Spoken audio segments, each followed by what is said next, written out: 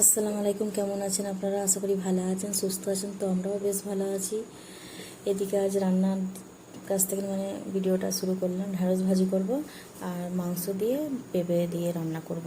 পেঁপেটা যেহেতু মাংসতে কখনো দিই নেই, প্রথমবার দিলাম, ফার্স্ট টাইম। অনেকেই দেখছি করছে, আলু, অনেকে আবার আলু দেয় না, কিন্তু আমরা আলু দিয়েছি, কেন বাঙালিদের আলু না হলে তো চলে না। যাই হোক, রান্নাটা তো বসিয়ে দিলাম, সবটা ভিডিওর মধ্যে আমি অফ ক্যামেরার মধ্যে করলাম। আর যাই হোক, এটা হচ্ছে রবিবারের শনিবারের ভিডিও। শনিবার রবিবার মিশেই আছে আর কি। যাই হোক, ওইদিকে ঘর দোরটা মুছে নিচ্ছে আর কি। ভেতরটা বেডরুমটা মুছেছে, ওইখানে আর তোলা হয়নি, মোছামুছি করছিল। আমি ভাবলাম একটু আপনাদের সাথে শেয়ার করি। সব কিছু তো শেয়ার করা সবটা তো হয় না, আর যদিও ভিডিওটা অনেকটা বড় হয়ে যায়। আর আজকের আমার ভিডিওটা অনেকটাই বড়, অবশ্যই আপনারা একটু কষ্ট করে দেখে নেবেন। অনেক কষ্ট করেই সবাই ভিডিও বানায়, একটা আশা নিয়ে যে তার এতে ভিউজ আসবে ভিডিওর মধ্যে।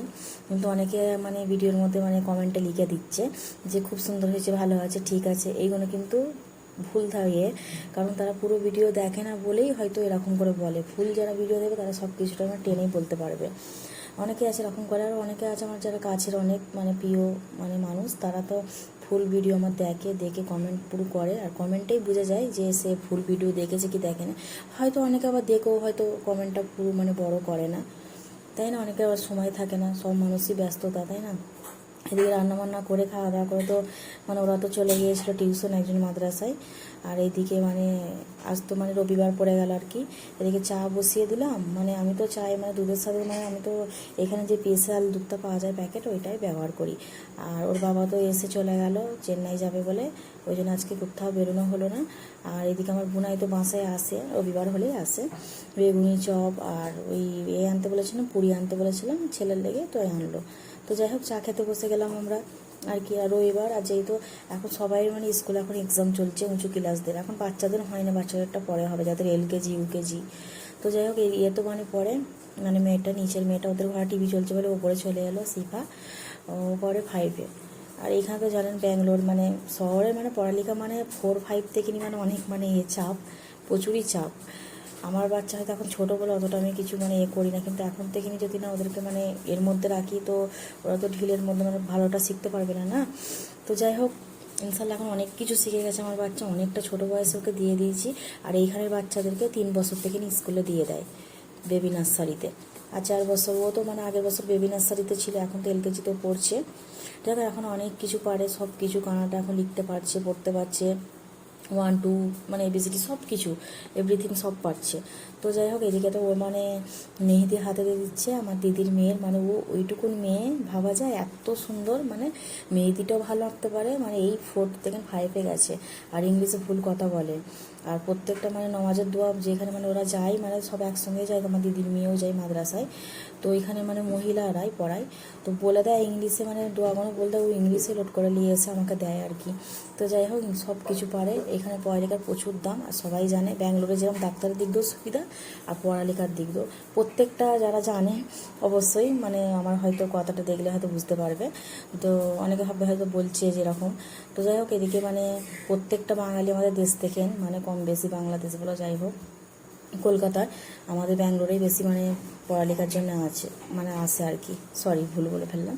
তো এদিকে তো পরের দিন আর কি মাছ রান্না বসিয়ে দিলাম। সোমবার আমার বান্ধবীকেও দিয়েছিলাম, যেহেতু আমি তো আবার এই রেসিপিগুলো শেয়ার করেছিলাম একটা ভিডিওর মধ্যে। তো ওতে পুরো শেয়ার করেছি, এতে পুরোটা শেয়ার করলাম, এতে কাটাখড়িটা দেখাচ্ছে আর কি। লোটে শাকটা কাটাকুটি করে নিচ্ছি, লোটে শাকটা সিম্পলভাবে রান্না করলাম, যে যেরকম করে। তো আর রুই মাছের ঝাল আর ডাল করেছি।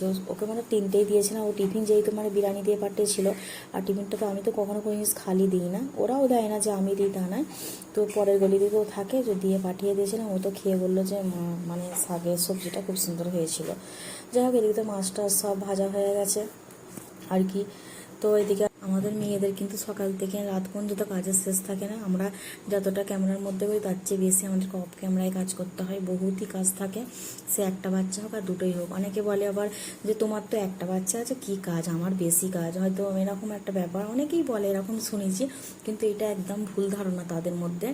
বাচ্চা থাকুক, একটাই থাকুক বা দুটোই থাকুক, বহুতই কাজ থাকে। হ্যাঁ, এটা বলা যায় যে আমরা যখন সিঙ্গেল ছিলাম, তখন হয়তো একটু ওরই মধ্যে কম কাজ মানে ছিল।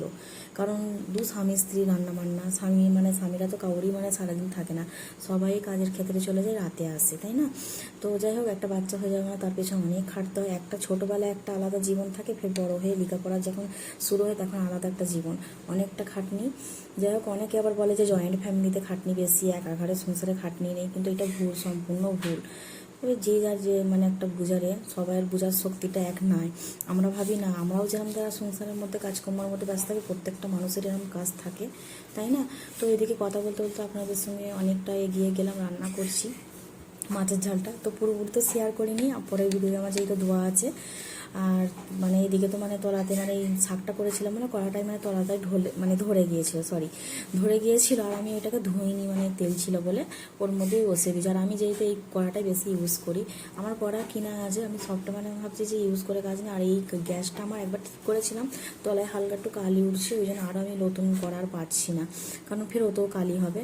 তোর বাবা বলেছে যে যার দিন চলছে গ্যাসটা আবার চেঞ্জ করে দেবো। তবে আমার এই গ্যাসটা আমার বিয়ের পর থেকে প্রথম, আমি যখন 2018 এসেছি ব্যাঙ্গালোরে, তখন থেকে আমার এই গ্যাসটা ইউজ করছি, তো ভালো। তো দেখা যাক কবে কি হয়।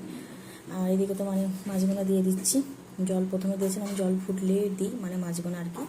আর মাছটাকে যেহেতু আমাদের দুপুরের জন্য বান্ধবীর লেগে পাঠিয়েছে, আমরা দুজনে খেয়েছি, ব্যাস। ওর বাবা তো খায় না, আর যেহেতু ওর বাবা এখনও আসে উনি, ও মানে রাতে আসবে, রাতের জন্য আলাদা মানে আর কি আপনাদের সঙ্গে অবশ্যই সেটাও শেয়ার করবো। ওর বাবাকে বিরিয়ানি আনতে বলেছিলাম, আর বিল মানে কাবাব, এখানে মানে মাংসের কাবাবটা বিল কাবাব বলে, রেড কালারের।